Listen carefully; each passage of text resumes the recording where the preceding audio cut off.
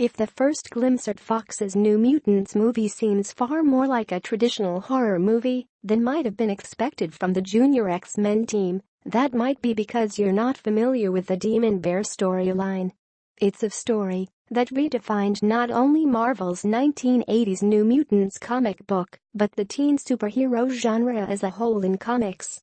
At heart, the Demon Bear Saga, the title given to the storyline by Marvel when initially collected, although it only ran 3 issues of the original New Mutant series in 1984, knows 18 through 20, is a very simple story. Danielle Moonstar, one of the New Mutants of the series' title, faces off against the monster who had killed her parents and, with the help of her fellow students, defeats it. So far, so straightforward. There isn't anything in this plot that would have been out of place in a 1960s issue of DC's Teen Titans series.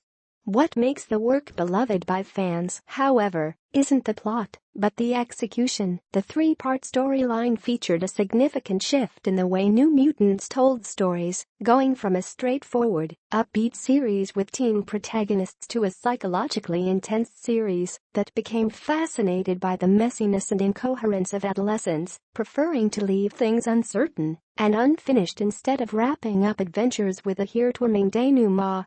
While the Demon Bear Saga was probably as dark as the series ever got, the eponymous monster is ultimately revealed to actually be Danielle's parents mutated into a beast, but only after it has nearly killed her and permanently corrupted others who attempted to help her. New Mutants as a series never recovered from the impact of this storyline.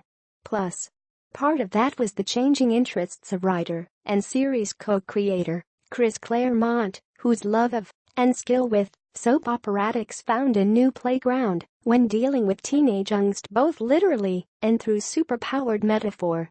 Who could feel more like an outsider than a girl raised by literal demons who knows for a fact there is evil inside her soul? But it was the artwork of Bill Sienkiewicz, whose tenure on the series began with the first issue in the Demon Bear storyline, that triggered the shift in focus in earnest. Sienkiewicz's art was unlike anything else in mainstream superhero comics at the time. As inspired by mainstream illustrators like Ralph Steadman and Baron Story as comic book artists, although his work displays an unmistakable Neil Adams influence in his early career, Sienkiewicz stepped outside of the literal to give play to the interior reality of the stories being told. His very first page on the series showed Danielle hiding under a blanket, which midway down the page shifted into an abstract portrait of the demon bear itself. It was a taste of things to come, offering both Claremont and the characters a new way of expressing themselves, and the reader an experience unlike anything they'd likely seen before.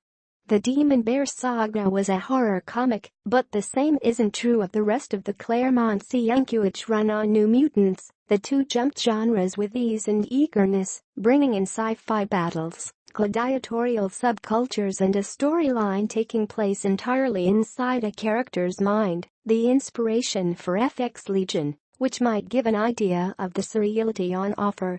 While Fox's The New Mutants looks set to follow the genre trappings of that first story, if director Josh Boone has taken true inspiration from their source material, the future of the franchise could end up being entirely wide open.